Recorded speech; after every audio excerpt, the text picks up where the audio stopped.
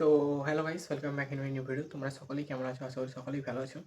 তো আজকের ভিডিওতে আমি তোমাদেরকে বলবো যে ট্রাক্টর কিসে কিনলে ভালো হয়, ক্যাশ, এক্সচেঞ্জ না ইএমআই। ঠিক আছে, তো এই ভিডিওটা দেখার পর তোমরা বুঝতে পারবে যে ট্রাক্টরটা কিসে কিনলে ভালো হয়, কিসে কিনলে লাভজনক।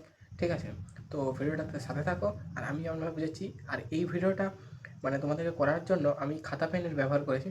তো তোমরা দেখতে থাকো যাতে তোমরা খুব ভালোভাবে বুঝতে পারো। ঠিক আছে, তো চলো দেখতে থাকো। দেখতে পাচ্ছ, তোমাদেরকে বোঝানোর জন্য আমি এটা তিনভাবে ভাগ করে রেখেছি। একটা হচ্ছে ক্যাশ, ইএমআই আর এক্সচেঞ্জ। ঠিক আছে, তো মেন যেটা ব্যাপার আমি আগে বলবো সেটা হচ্ছে ক্যাশ আর ইএমআই। ঠিক আছে, এইটা আগে তোমাদেরকে মেন জানতে হবে। ঠিক আছে, এক্সচেঞ্জের ব্যাপারটা আমি একটু পরে আসছি। ঠিক আছে, তো প্রথমে তোমরা দেখতে পাচ্ছ ক্যাশ। ধরো আমি বলছি একটা গাড়ির দাম আমি বলছি 10 লাখ টাকা। ঠিক আছে, তো ক্যাশে যদি তোমরা সেটা নাও, গাড়িটা ধরো একটা মডেলের দাম 10 লাখ টাকা, তুমি শোরুমে গেলে 10 লাখ টাকা দিলে, তোমার যেই মডেলটা পছন্দ সেটা নিয়ে নিলে। এতে কি ঝামেলা, এতে কোনো ঝুট ঝামেলা নেই। শোরুম থেকেও তোমাকে 20-30 হাজার টাকা কি যা কিছু একটা ডিসকাউন্ট করে দিল। ঠিক আছে, টাকাটাও একটু কম করে দিল। যার ফলে তুমি মানে তোমার কোনো ইএমআই টিএমআইয়ের কোনো ব্যাপার থাকলো না, তুমি লোড ফ্রি চালাতে পারবে, তোমার কোনো টেনশন থাকলো না। এটা হচ্ছে ক্যাশ। এইটা আমার মনে হয় আমার দিক থেকে সবচেয়ে ভালো। কিন্তু ব্যাপারটা হচ্ছে এইটাতে তো আর সবাই ট্র্যাক্টর ব্যবসা যারা করবে সবাই তো আর এটাতে কিনতে পারে না। ঠিক আছে, এত টাকা একবারে তো জোড়া সবাই করতে পারে না।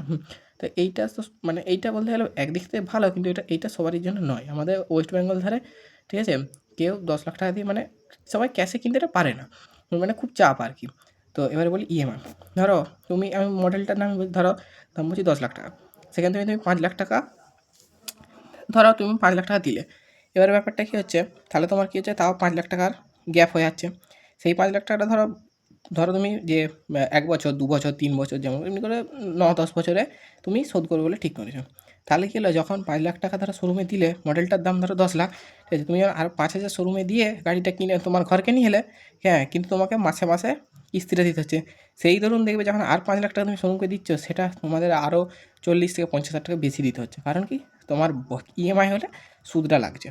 তো এইটাই আমাদের ওয়েস্ট বেঙ্গল বা যে কোনো ধারে বলো, এগুলো ধারে আমাদের একটু বেশি চলে। ওয়েস্ট বেঙ্গল কেন, যে কোনো ধারে। কারণ গাড়ি বা ট্রাক্টরের কথাটা মেন, এগুলো হচ্ছে যে তোমার মানে ইএমআইতেই নিতে হয়। ঠিক আছে, তো এইটা একটা ব্যাপার রইলো। আর এক্সচেঞ্জের ব্যাপারটা আমি তোমাদের একটু পরে আসছি, এটা একটু আলাদা ধরনের ব্যাপার। ঠিক আছে, তো সেটাই বলবো যে ইএমআইটা হচ্ছে এইরকম ব্যাপার। তো আমি তোমাদেরকে বলবো যে ইএমআই যদি মানে করো, তাহলে চেষ্টা করবে কম বছরে শোধ করার। ঠিক আছে, যা টাকা একটা ডাউন পেমেন্ট দিলে তা বাদে কম সময়ে শোধ করার চেষ্টা করবে, এতে তোমাদের সুদটা কম লাগবে। এবারে বলি এক্সচেঞ্জ। এক্সচেঞ্জে কি, ধরো তোমার কাছে একটা পুরোনো গাড়ি আছে, গাড়ি, সেটার দাম ধরো কোম্পানি রেখেছে 5 লাখ। ঠিক আছে, কোথাকে বলছি। এবারে তুমি একটা গাড়ি নিচ্ছ 4x4, সেটার দাম পড়ছে 10 লাখ। ঠিক আছে, তো তাহলে কী হচ্ছে, তুমি আর 5 লাখ টাকা দিয়ে তুমি মোট 10 লাখ টাকা দিয়ে গাড়িটা নগদে নিয়ে নিতে পারবে। তো তা বাদেও অনেকে আর কী করে, ধরো একটা মডেলটার দাম ধরো 5 লাখ টাকা, তাহলে 5 লাখ টাকা ধরো তোমাদের মানে দিতে হচ্ছে শোরুমকে। সেটা কী করে, অনেকে কিস্তি করে দেয়। এটা ওই অনেকটা তাহলে ইএমআইয়ের মতনই ব্যাপারটা হয়েছে। তো এক্সচেঞ্জের ব্যাপারটা হচ্ছে এইটাই, যদি ধরো মডেলটার দাম 5 লাখ, তুমি 5 লাখ দিয়ে আরও 5 লাখ দিয়ে যদি 10 লাখে, তাহলেও ফ্রি হয়ে গেল, মানে ক্যাশের মতন কাজটা করে দিল। হ্যাঁ, তো আর যদি তুমি তা বাদেও আবার মানে 5 লাখ টাকা লোন করো, মানে ইএমআই করো, তাহলেও তোমার ইএমআইয়ের মতো হচ্ছে, মানে তোমাকে শোধ করতে হবে টাকাটা। তো এবারে আমি ধরো এক্সচেঞ্জও নয়, আমি নিয়েছিলাম ক্যাশেই। কিন্তু ক্যাশ বলতে আমি ইএমআই করেছিলাম। কিন্তু আমার যেহেতু একটা গাড়ি, আমি এক্সচেঞ্জে কোনো আমার ব্যাপার নেই। তো আমি যদি বলি, রিকমেন্ড করবো তোমরা 2-1 বছর পরে নাও, কিন্তু অবশ্যই ক্যাশে নাও।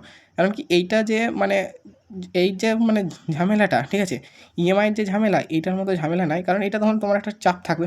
আর ট্রাক্টর ব্যবসা মানে ইএমআইয়ের কিস্তি তুমি ভরো আর না ভরো, তোমাকে প্রত্যেক দিন যদি খাটাও, তোমাকে 10 থেকে 15 হাজার টাকার তেলটা লাগিয়ে রাখতে হবে। মানে তোমাকে এখন 2 ট্যাঙ্ক তেল ধরে রাখতে হবে যে আমার লাগবেই। 10 থেকে 15 হাজার কি 20 হাজার টাকার তোমার এখন তেল লাগবে।